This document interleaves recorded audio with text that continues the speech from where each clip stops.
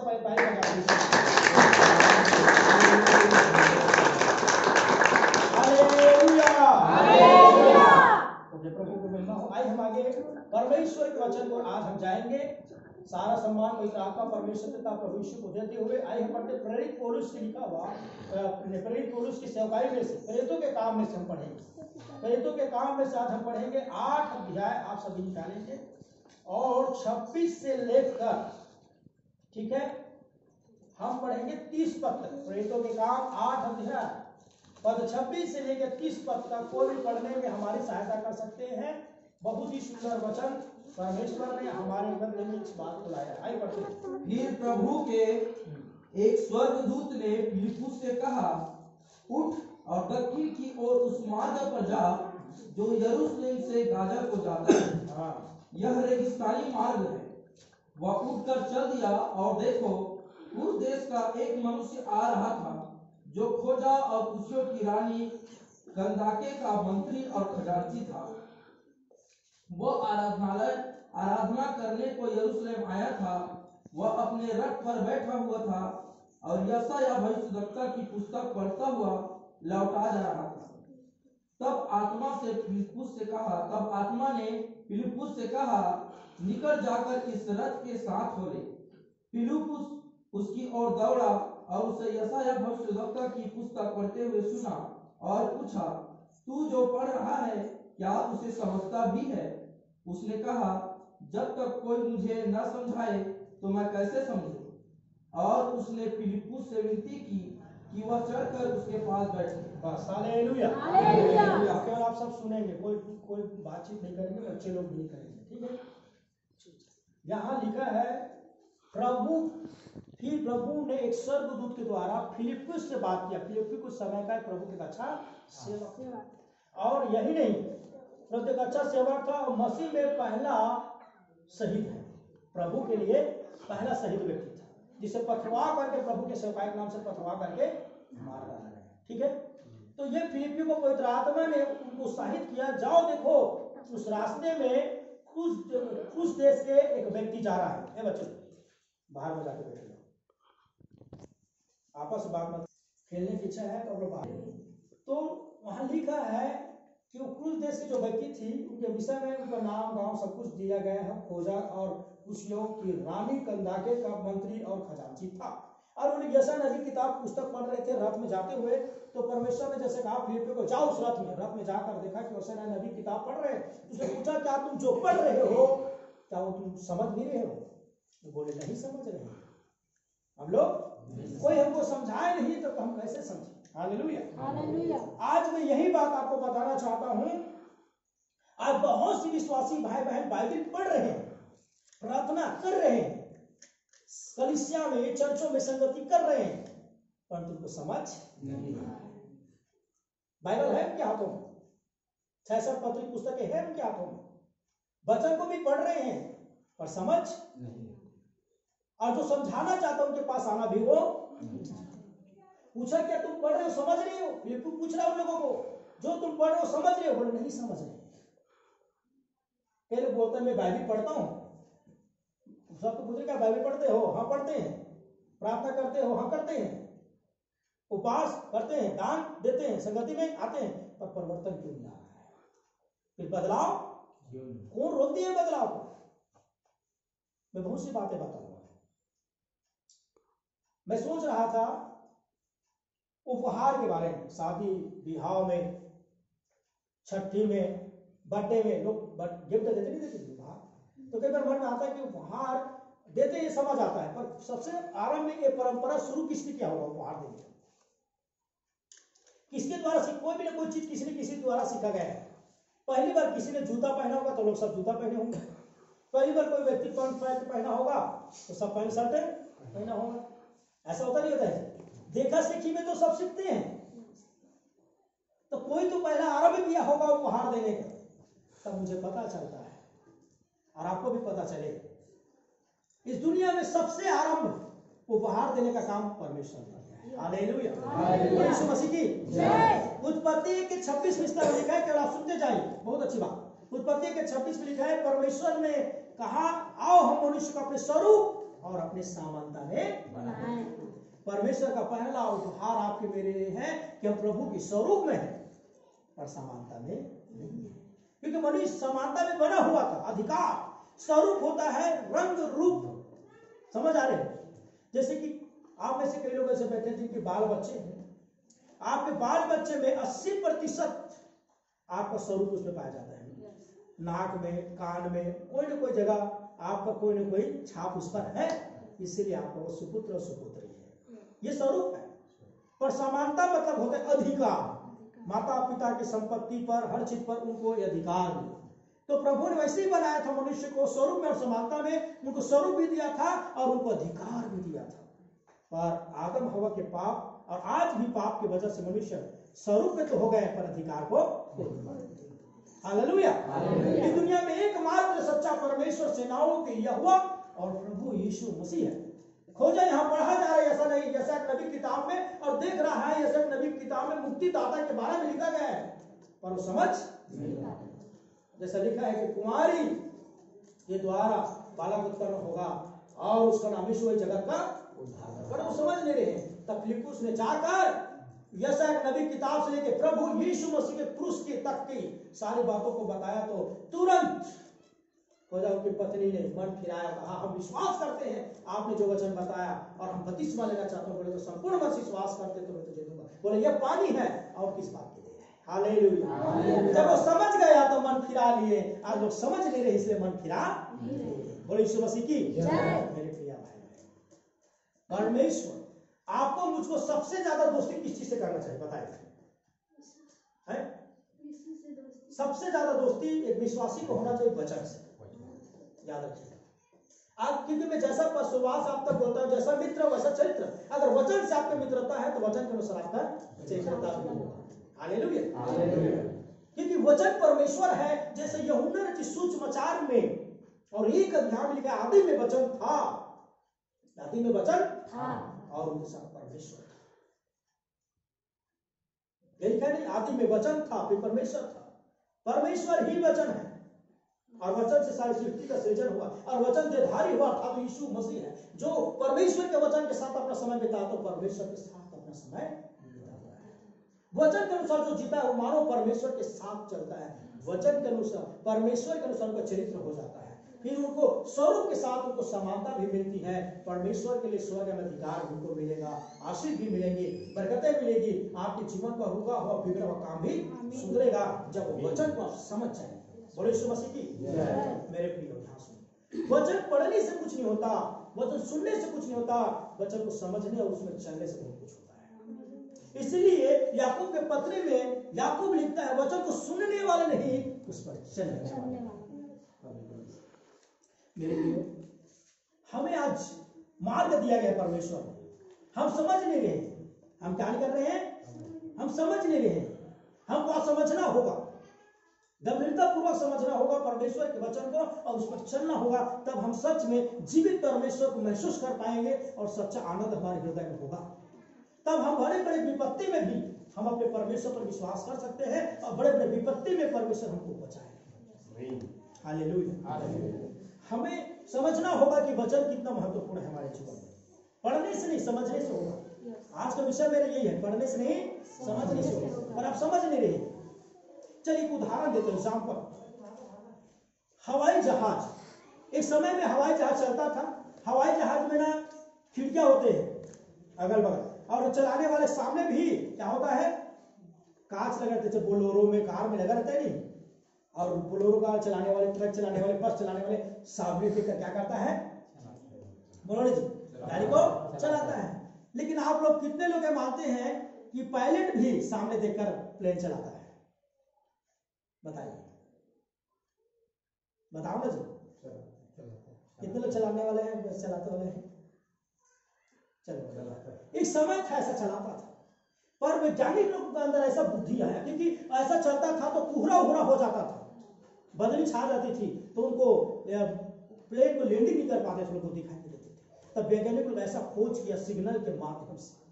अब प्लेन चलाने वाला पायलट कभी भी सामने से कोई मतलब नहीं, उनको सिग्नल से मतलब होता है। जरूर आसमान में प्लेन चल रहा है लेकिन उसको कंट्रोल करता है पृथ्वी के व्यक्ति। समझ आ रहा है? वो बोलता है इधर चलो उधर चलो यहाँ उतारो, तो कितना भी कोहरा रहे, कितना भी बदली छाए रहे, कुछ भी दिखाई नहीं देता, तभी सही जगह और प्लेन क्या हो जाता है, लैंडिंग उतर जाता है। समझ आ रही है? किसके माध्यम से? सिग्नल कंट्रोल रूम के माध्यम से जुड़ा हुआ है कंट्रोल रूम में। बोले यीशु मसीह की। उसी तरह हम मनुष्य लोग, सुनिए, अगर हमारा जुड़ाव बाइबल से है तो परमेश्वर जरूर स्वर्ग में है, परंतु हमारा क्या देगा, मार्गदर्शन। हमको हमारे गलत जगह में उतरेंगे नहीं, गलत जगह में बैठेंगे नहीं, गलत जगह में उठेंगे नहीं, हम गिरने नहीं देगा, क्योंकि हमें साफ साफ दिखाई देगा जब हम वचन के अनुसार चलेंगे, और यही वचन हमारा कंट्रोल है। हालेलुया, बोले यीशु मसीह की। हम समझना है वचन को। कई लोग बोलते क्यों व्यक्ति प्रभावशाली नहीं हो पाता, क्यों मसीह में आने के बाद उनकी जीवन में अद्भुत नहीं हो पाता, जब वो अद्भुत परमेश्वर के भक्त होने के बाद जी, क्योंकि वचन को पढ़ते हैं पर समझते नहीं। आज मैं यही बताना चाहता हूँ, क्यों ऐसा हमारे जीवन में होता है मेरे प्रिय, हम क्यों नहीं समझ पाते। बाइबल लेकर बैठ जाने से नहीं। कभी एक बात की बात बता रहा हूँ, जब मैं हॉस्टल में पढ़ रहा था, तो हमारे मेरे क्लास के क्लासमेट थे, एक लड़का, नाम नहीं लेंगे क्योंकि अभी मुश्किल हो गया है भाई, वो नाम नहीं लूंगा तो गलत बात भी नहीं है, क्योंकि उनके साथ जो घटना हुई सच्चाई की निंदा वाली बात नहीं। विमल कोगले करके नाम था उनका, वो लड़का का। तो वो ना 24 घंटा बुक पकड़ा रहता था, विश्वास नहीं करोगे। हम लोग ना पढ़ते थे, पर वो 24 घंटा बुक में, इस समय 24 घंटे करीब, मतलब खाने पीने सोने के बाद जब भी उनको समय मिलता था, किसके साथ समय ज्यादा बिताते थे, किताब के साथ। और हमको लगता था जब आराम में हम लोग उनके साथ रहा तो मैं भयंकर पढ़ने वाला भी पढ़ता, क्योंकि उस समय अक्सर पढ़ने वाले बच्चे पढ़े कंपटीशन, तो हमको भी बुरा लगता है हम भी पढ़ेंगे। तो हम लोग ऐसा नहीं पढ़ते थे, हम लोगों को जैसा जैसा मौका अवसर मिलता हम पढ़ते। हम खेल कूद में भाग लेते थे, घूमने फिरने भी जाते थे, बाजार मार्केट भी जाते थे। हॉस्टल के बच्चे बदमाश कहाँ नहीं जाते, पर ये जो थे अरे भूख लेके, पर हम जब भी उनको देखते भूख लेके, तो हमको लगता था कि ये भाई टॉप मारेंगे। पर जैसे एग्जाम हुआ, फिर रिजल्ट आया, तो सबको अचंभित और आश्चर्य करने वाला रिजल्ट था इनका। ये व्यक्ति संस्कृत में भी 0 नंबर पाया था, जो उस समय का सबसे सरल विषय थे।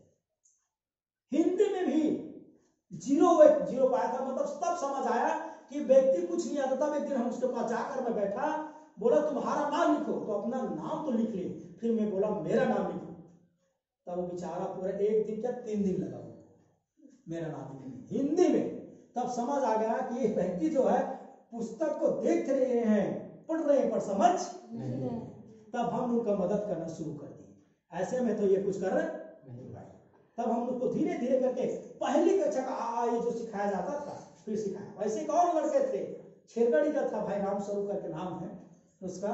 हम लोग यहाँ पढ़ते थे, मैं जब मेरे गांव में पढ़ता था, तो भी एक ऐसा लड़का था जो हमेशा पुस्तक के साथ रहता था, पर समझ कुछ भी नहीं आता। मैं एग्जाम्पल देने का मतलब उनका अपमान नहीं कर रहा हूँ, कई बार हमारे साथ ऐसा होता है।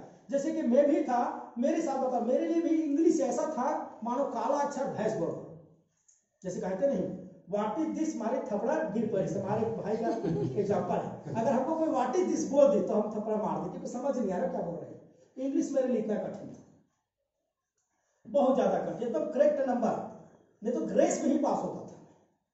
मेरे लिए इंग्लिश के नाम से मैं चिढ़ जाता था, ABCD भी मेरे लिए बहुत कठिन हो जाता था, समझ ही नहीं आता था।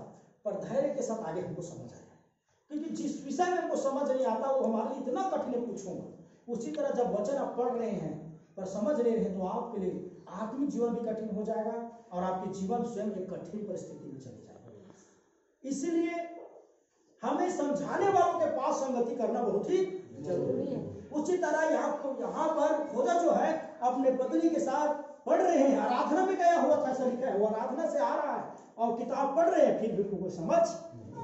आज के लोग आराधना में आ रहे हैं, पवित्र बाइबल पढ़ रहे हैं, आ रहे हैं, जा रहे, उठ रहे, पा रहे, और उनकी समझ नहीं आ रहा है। और इसलिए उनकी जिंदगी में जो खुदावन की आनंद होनी चाहिए, जीवित परमेश्वर की जो महिमा प्रकट होनी चाहिए, जो सामर्थ प्रकट होना चाहिए, वो नहीं हो पा रहा है। हालेलुया, यीशु मसीह की।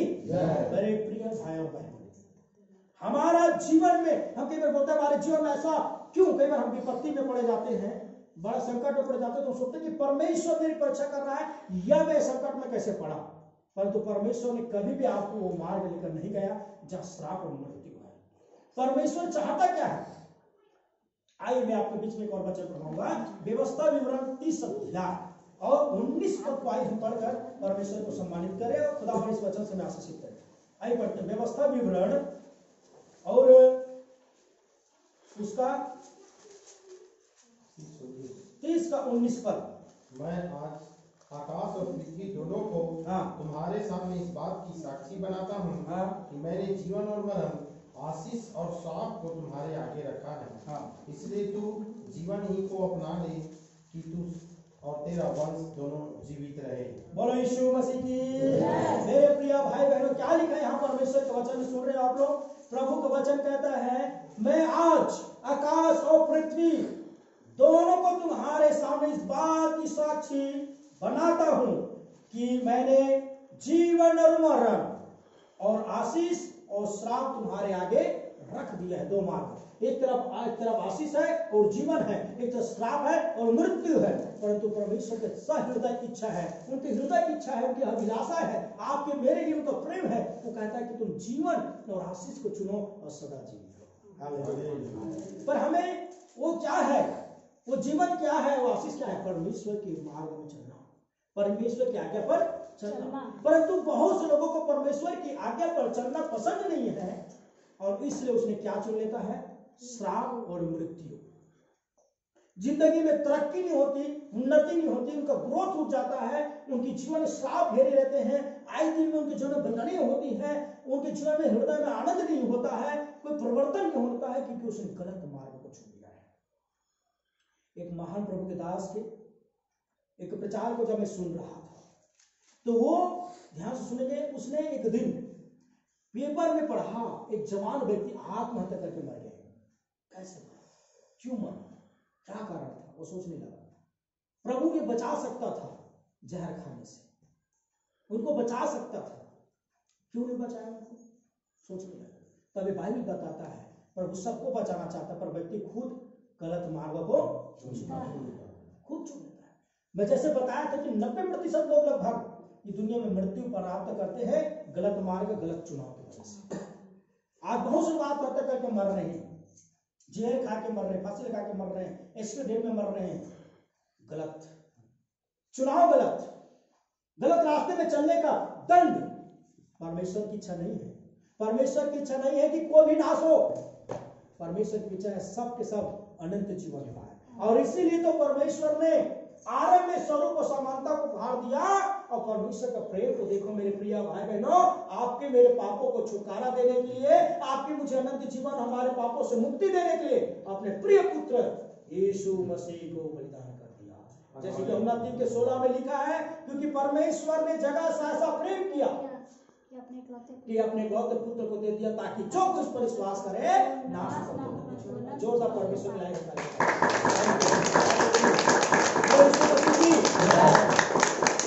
ये बहुत ही गहरा बात है। कोई व्यक्ति क्या उपहार दे सकता है आपको? एक वस्तु, एक संपत्ति, और परमेश्वर ने क्या उपहार दे दिया? आराम से देखिए, आज तक परमेश्वर दे रहा है और आगे भी देता, क्योंकि परमेश्वर का स्वभाव है देना। पर आज हम परमेश्वर को क्या देते हैं? हमारे पास परमेश्वर के लिए प्रार्थना के लिए समय नहीं है, सिंगति के लिए समय नहीं है, उनके वचन को पढ़ने, समझने, उस पर चलने के समय नहीं है। और हम चाहते हैं कि हे मेरे परमेश्वर, तू मेरे जीवन में बड़े बड़े काम कर। परमेश्वर आपको गलत मार्ग में नहीं भेजता, आप गलत और मैं गलत चुनाव चुनते हैं। मेरे प्रिय भाई बहनों, आज गंभीरता से हमें परमेश्वर के वचन को हृदय से सम्मान देने का समय आ चुका है। फिर मैं कहता हूं, पढ़ते हैं पर समझते नहीं। समझना बहुत जरूरी है। पढ़ लेने से कुछ नहीं, समझ लेने से बहुत कुछ हो जाएगा। आज हमको जानना होगा क्यों व्यक्ति की विपत्ति, जीवन में विपत्ति आती, गलत चुनाव, गलत मार्ग।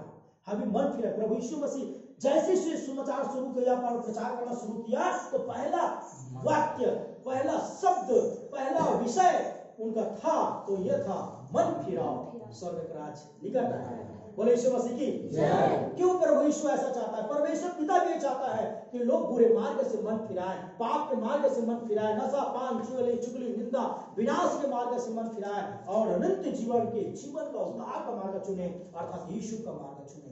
आज यीशु मसीह को स्वर्ग छोड़कर इस दुनिया में बलिदान होने का कारण क्या है? पाप है। और उस पाप को मिटाने के लिए यीशु बलिदान हुआ। और फिर जो रास्ता जो खाई बन चुका था परमेश्वर के पास जाने के लिए, हमारी जो दूरी बन चुकी थी परमेश्वर से और मनुष्य का जो दूरी बन गया था, वो दूरी को मिटाने के लिए यीशु मसीह बलिदान हुआ है।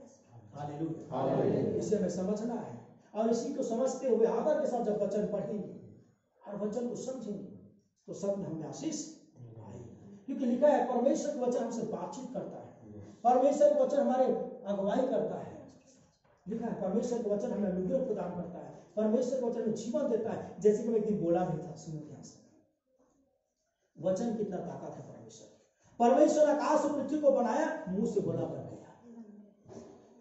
पेड़ बनाया, पौधा बनाया तो लगाने के लिए नहीं आया, मुंह से बोला और समुद्र में नाना प्रकार की मछलियां आई तो प्रभु ने बोला तो बन गया। ऐसा नहीं कि बीज डालने के लिए आया था। आसमान में नाना प्रकार के पक्षी आ बोला तो आ गया, ऐसा नहीं कि उसने अंडे बनाए, अंडा निर्माण करवाया और बोलता गया होता गया।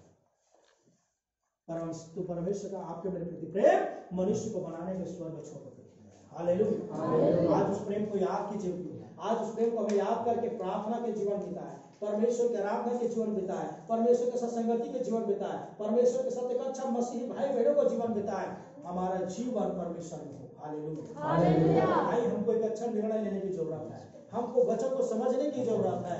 खोजा मन ने फिराया हुआ था, आराधना से आ रहा है, जैसे नबी किताब पढ़ रहे हैं, उनको समझ नहीं आया और उसने कहा, जब उसको समझ नहीं आया तो बोला कोई मुझे समझाया तो मैं समझूं। तो फिर उसने खोजा ने विनती किया प्रभु के दास फिलिप्पुस से, मैं विनती करता हूं तो मुझे समझा कि ऐसा नबी किताब क्या कहना चाहता है। तब उसने बताया कि ऐसा ऐसे लेकर प्रभु यीशु मसीह तक लेकर गया, उस व्यक्ति ने मन फिराया। हालेलुया। यीशु मसीह की जय। मेरे प्रिय भाई, हम तो जानते हैं, अगर नहीं जानते तो जानने वाले के पास आइए, नहीं समझ आ रहे तो उसको समझाइए, और समझना बहुत जरूरी है। समझेंगे तभी हमारे जीवन में आशीष आएगी, उद्धार आएगी, कल्याण आएगी, कुशलता आएगी। हम परमेश्वर के वचन को अनदेखी न करें, वो जीवित परमेश्वर वचन हमारे और आपके उद्धार के लिए इसको रखा गया है। हालेलुया। मेरे प्रियो, मैं आज के संदेश से यही कहना चाहता हूँ, आज के संदेश हमें निर्णय लेने का समय है कि हम परमेश्वर के वचन को समझे और उसमें बने रहे मजबूती की। ये वचन ही हमको कंट्रोल करता है। जिस तरह उदाहरण देके पहले प्लेन चलाने वाला सिग्नल पर रहता है, कंट्रोल रूम हमको जहां ने वहां लेकर जाता है और वो जहां को लैंडिंग कर वहां कराता है, उसी तरह हमारा लिए हमारा कंट्रोल हमारा परमेश्वर का वचन होना पाए, वही हमारा मार्गदर्शन हो, वही हमारा सब कुछ हो। तो हमारे जीवन में कभी भी हमारे जीवन में दुर्घटना नहीं, प्रभु हमारे जीवन में सही मार्ग हमको देगा।